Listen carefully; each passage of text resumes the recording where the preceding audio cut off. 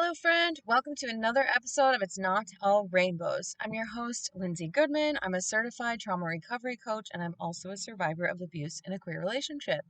I'm here to help you figure out what's really going on in your relationship to help get you out and on the road to recovery.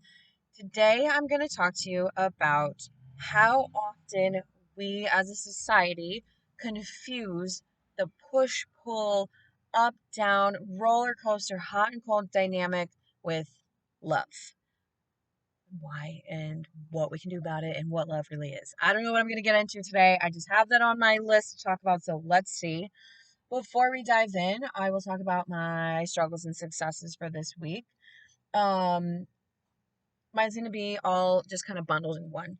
So, a struggle success is that I recently decided to sort of change what I'm doing, and I'm starting to work 2 days a week at my son's homeschool program. I homeschool him, and we found this really cool program nearby, and they needed help, and I wanted to change what I was doing with all the driving and childcare, all that stuff, which I've mentioned before in my struggles and successes.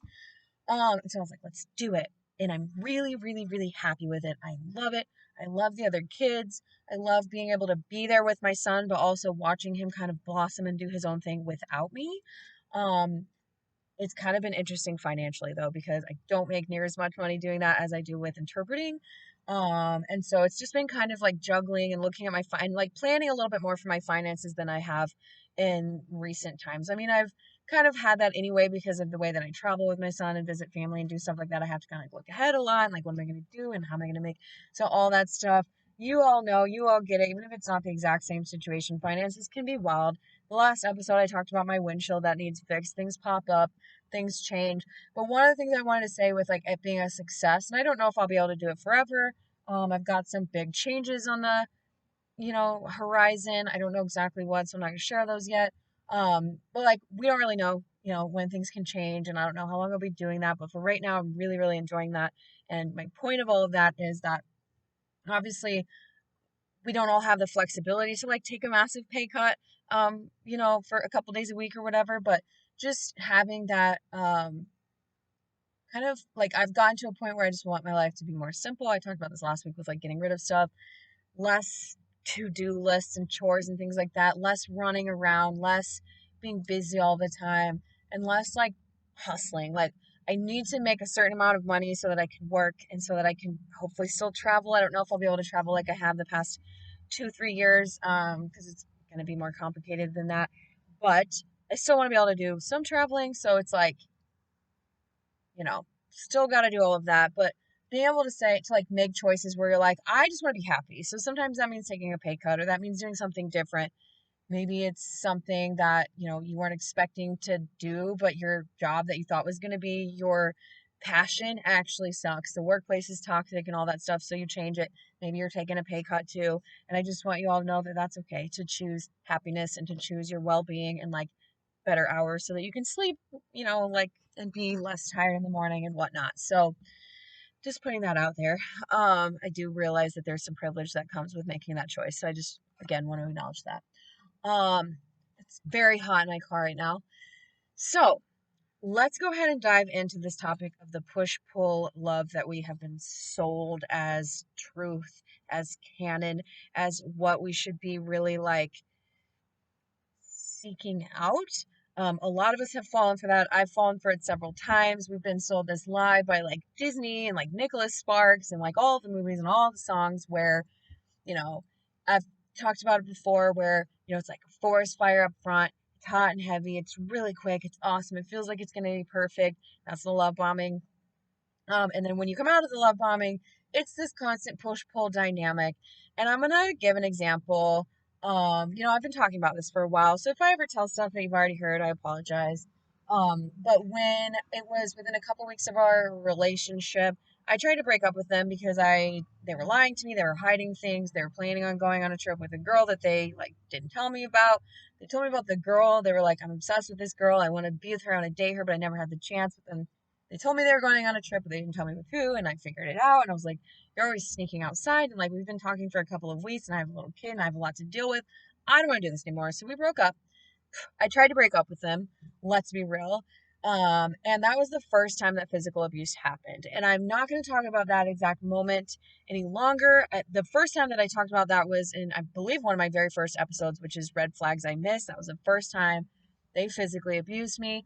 And the thing that comes with that, which is could be embarrassing if I didn't understand coercive control for what it is and trauma bonding and love bombing and all that stuff, is that after what, like, I held to, like, I stuck with it. I was like, no, it's over. You just physically abused me. I had told my son's dad that he couldn't even make a fist at me. I was like, I will not. I've dealt with physical abuse before. Absolutely not. You can't show me any kind of like rage or anything like that, like no breaking stuff. And he didn't ever touch me or didn't ever blow up or anything like that because he knew some of the things from my past. And he's like, that makes sense. I don't want to do that either. Um, but with this person, they uh, trigger warning, physical abuse here. They tackled me, they held me down, they wouldn't let me back in the house, which my son was in the house. He was with my friend who was in there. My friend didn't know that I was being held captive outside, like all this stuff that I then later minimized. I was like, well, it wasn't as bad because of XYZ. But what happened was, like, they were like, I care about you so much, I don't want to lose you, and I'm already attached to your son, and I blah, blah, blah. I didn't want you to break up with me, I didn't want to stop. So what I did was my brain was like, oh yeah, they were sorry, I'm in a parking lot. There's a lot of cars shuffling around right now. They really didn't want to lose me. Like, they were so overwhelmed that they, like, reached out and were tackling me, like, wouldn't let me inside. Like, that makes sense. Because we've been sold this lie, right? That if someone is passionate and they're willing to fight, like, I see a lot of people talking about it on TikTok where it's like, my girl calls me and she's like yelling at me, blah, blah, blah. And that, like, really excites me because, like, she cares about me and like blah blah blah. Whereas if someone's really calm, like I can remember I've talked to people and I've probably felt this before too. Like if that person's staying calm when you're getting riled up, we're like, you must not care about me because if you're not feeling what I'm feeling right now, you don't care about me. You're just sitting there calmly. You're not meeting me where I'm at. You're not whatever. But really, this person's just not reactive. And this person is just like, I'm going to stay really calm because you need me to be calm to get through this moment because I don't want to egg you on. I don't want to push your buttons. I don't want to get into an argument that's worse. Like, I can hear you. Let's get through this, right? And I have mistaken that before too. And I've heard lots of people, like, if they're calm, if they're not reaching out to you all the time, like, if they don't right away, if they're not love bombing you, right? If they're respecting your space, if they're respecting your boundaries, a lot of us are going to twist that and be like, they're probably not that interested. They're doing their own thing. They don't want to pursue this, blah, blah, blah, right? And sometimes that's true. You just got to communicate and be like, where you at? Okay, you're just like filling things out, cool. Or like, no, you're here for me, I got it. But right, we're not going to see that as love. We're going to see the person who's tackling us because it's so passionate. Like, I'm thinking about How to Lose a Guy in 10 Days, where she's quitting her job, she's moving away, she's in a taxi, leaving the city, and he comes up like I think he comes up on like a moped or something, and they pull over, and she's like, I'm gonna throw up, pull over, taxi driver. And it's like this big dramatic thing, and they're stopping traffic in New York City. We expect these big, huge gestures, romantic, quote unquote, dramatic, spur of the moment, impulsive things to be happening, and that's like what equates love. And then so if we're having these arguments and it's like a lot of people will equate the like, oh, we had this huge argument, but then we went on this really awesome date later that week, and then oh, like, oh, they blew up on me, or this happened, or they cheated on me, or like whatever toxic stuff, and then but we had really amazing makeup sex, back and forth, the hot and cold. Because, like I said, we see it in movies, we see it on TV, we see it in our parents, we see it in our siblings, we see it in our friends, and we're like, this is normal. This is what love is. That is absolutely not true. And I'm not saying that if you love someone and you're in a committed relationship, that you're not going to have arguments and people aren't going to get triggered and you're not going to have disagreements. And maybe someone's sleeping on the couch once in a while because, like, there's just this really hot pressing thing that we don't agree on for our child, or we don't agree on for our finances or whatever. But you work it out and you keep coming back and you keep trying to understand and you utilize resources whenever you can and things like that, right? It's not a fairy tale. It's life is not a fairy tale. Can you have fairy tale moments? Yes. But what I've seen with those fairy tale moments are people who are intentional about their time spent together. They're intentional about planning and making that time together to go on trips or to go on, a dinner once a week and hire a babysitter so you can sit together and talk. Or you have like family meetings or like parent meetings when the kids are asleep so you can, like, what do we need? What do you need? Like checking in And I'm going to say another thing that people don't think is romantic is consent. Stopping in that moment and being like, do you like this? Can you show me what you like? Blah, blah, blah. That's romantic. But we've twisted it to think that it all has to be like this person. Usually it's the heterosexual dynamic, but it absolutely applies in all relationship spaces where one person comes in, they're more dominant, they initiate everything, they know exactly what you like, they figure out your body and how it works without getting too graphic or vivid. I don't think it's graphic, but you know what I'm saying. This is a podcast, right? They just figure it all out just like that. You know each other well. It's really romantic and great and smooth and whatever. Like, sure, that can happen, especially when you really know each other, but you don't know one person's body just because you've been with other people, right? So we've all just been really confused, and we think that it's like, oh my God, you just ruined the mood because you stopped to be like, hey, is this okay? I really like this. I want to do this, but like, and I feel like we're leading up to this, but like, where are you at with this or whatever, right? We're like, ew, no, just take what you want, just do it because that's how they do in the movies or that's how they do it in adult whatever that you watch. That's what we've been taught. So I'm just saying, y'all, that the things that we have been taught are romantic and healthy and safe and good are usually not healthy and safe and romantic and good. And the things that are healthy and safe and romantic and good and actually sustainable and aren't going to destroy our nervous systems and our physical, physical, physical, mental health, we find those things to be boring, right? Because we didn't grow up with that. Our parents didn't model that. We experienced childhood emotional neglect or abuse or whatever. So that's boring. I broke up with a really incredible person who treated me very, very well. And again, I remember one time I was like going off on him and he was like, you can't talk to me that way. And it stopped me in my tracks because he was a very healthy, down to earth, reasonable person. And I was like, you're right. Whereas people before and people after who were toxic would push my buttons and rile me up. So it was just like this, well, that's what I saw. Like, that's how my mom and I interacted when I was little. That's how I saw my mom and I, like, whatever, right? So we have it so twisted. And it can be very discouraging because, to be honest with you, it is very hard to find other people who are willing to be in quote unquote boring relationships. And again, it's not boring. It doesn't have to be boring if you're communicating and you're intentional and you're both working on yourselves and you're working on the understanding of the other person and you're in the relationship, you're in it to win it. It's not going to be boring, but you both have to be okay with calm, with quiet, with no drama, with not breaking up every 10 seconds, with, not being abused. Abuse is not in the equation. And a lot of people aren't comfortable with that because they haven't done the work yet. They're not willing, they're just not ready to do the work yet because they're still stuck in the patterns of what they know, all of that, right? So, one thing that really helped me, like in my healing journey, well, obviously, just understanding abuse and what it looks like, understanding that whether or not there's actual abuse, there's a lot of toxic behaviors that we've normalized in relationships. And again, there's going to be things that pop up where you're like, oh my gosh, I got real toxic with that one. That one drew up something from 25 years ago that I didn't even know it was in there. I am so sorry. I do not like how I acted there, right? We're humans. But there's so much out there that's normalized.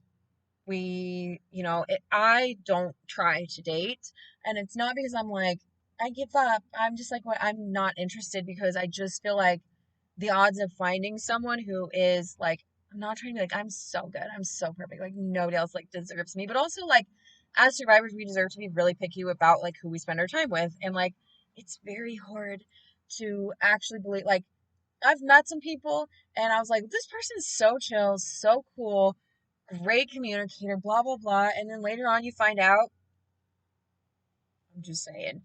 And again, that doesn't mean that I'm like, oh, I'm so perfect. I don't have any quote unquote baggage, whatever. I'm not saying that at all. I don't want any of you to sit here and be like, this girl is like so pretentious and she thinks that she's, that her shit don't stink or whatever. We're all human. But like, it's very hard to find someone who's done the work, is doing the work, is self-aware, is emotionally available, emotionally intelligent, all of that stuff. So without just sitting here trying, like, my point is not to discourage you and be like, you should all be single forever. That's not the point. But like, I really want to help you understand that, again, the point of this whole episode was that push pull, hot cold, roller coaster, shoots and ladders, blah blah blah dynamic is not love. And again, a lot of us think that because it's like, well, I love my mom or I love this person because, you know, they're my family, or like I've known this person since I was really little, and we've been through so much together, and like it is love because look at us, like we've been holding on to this relationship. We fought so hard for it. I get it. And I do love my mom, and our relationship isn't push pull anymore. There's a limit to it because one or both of us is very closed off, so it's kind of hard to like really feel super super close, but also we are really close. It's hard to describe.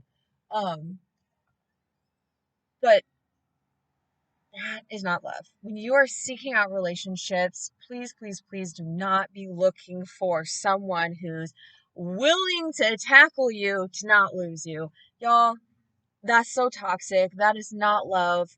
What should have been, and this isn't me like, oh, you're so stupid, Lindsay. Why didn't you see it? Because again, I understand how this works. What should have been a blazing red flag, what should have been me calling the cops or calling for help, telling my son's dad, hey, you're very far away. I just got tackled by this person that I told you I was just starting to hang out with because I was trying to break up with them. They came around, they kept me away from my kid. I need you to be on guard. This, even though you're far away and you can't do anything, like this is what's going on, people around me. Um, Unfortunately was justified in my mind because that's what they were telling me, because that's repeating a pattern that I've seen. I'm not going to say any more about my childhood, but people in my family would tackle me and hold me down if there was like an argument, or something was going on, like there was physical things happening at home. And in fact, I'm just going to share this before I wrap this up. I was telling a coach that I was working with, and I started to say something like, I feel like that's pretty normal for like families, like siblings, whatever. And she was like, it's actually not. Like, can you imagine your kid doing that to another kid? And I was like, I can't imagine that. So, all that to say, again, know that we're not going to all tomorrow just be like, oh yeah, nope, nope, that's not love. I'm not going to do that anymore. It's a struggle because you have to retrain your brain, which I have an episode just a couple episodes ago about retraining our brains, about messages we receive. But that's also the same with like retraining and like unlearning things from childhood and trying to get rid of all that trauma that's in there, like decreasing it and all that stuff. Um, Please, please, please. No longer are we going to just accept what society has told us, what social media is telling us is cute and desirable and like normal and just like whatever. I see it a lot. I unfollow a lot of people. Um, you know, that's another thing. What are we listening to? What are we taking in? What messages? Like, I will not listen to a song that's like super toxic, push pull, back and forth, blah blah blah. I used to listen to that all the time. Like I'll jam to it. Now I'm like, I like it. Oh no, I don't. I don't like it. And it's not because I'm just like avoiding, like, oh, yeah, no, I just can't hear it. Like, it's triggering to me, like, whatever. It's like, I don't want to hear this. This is not what I want to be taking in. I'm going to listen to a podcast about history that I like, or a podcast about some homeschooling inspiration, or like travel stuff, or whatever. Something that I like, something that I enjoy, something that's healthy and good, right? So that's all. I know some of y'all don't want to hear that message, but it is very important and it can change your life drastically. So, I am offering one-on-one coaching. I have several options. I also am now doing group coaching once a month. If a lot of people want to sign up for group coaching and it's filling up, I will try to do a second one each month. You decide. You can find all that information at calendly.com/Lindsay Goodman. You can also find me on all my social media, Lindsay Goodman Coaching. I'm always out here talking about this stuff, keeping the education going, keeping the validation going, because, like I said, sometimes I don't want to talk about this anymore, but I still feel very called to do this. I feel like it's very important. We need all hands on deck, those who are able. If you can't, do not feel bad. That is not to shame you for not like having a podcast or YouTube or whatever talking about what you went through. Absolutely not. Those of us who can will do it. Right now I still can, so I will do it. Um, that said, if you like this information and you want to keep listening to it and you want to keep it going, please rate, review, subscribe. Really helps get this information into the ears of the people who need it the most. You never know who around you is also going through something like this. So please share it. When my podcasts come out, share it, do whatever. Word of mouth is really important. So that is all. Please go do something nice for yourself and go drink some water. I will be back next week with more.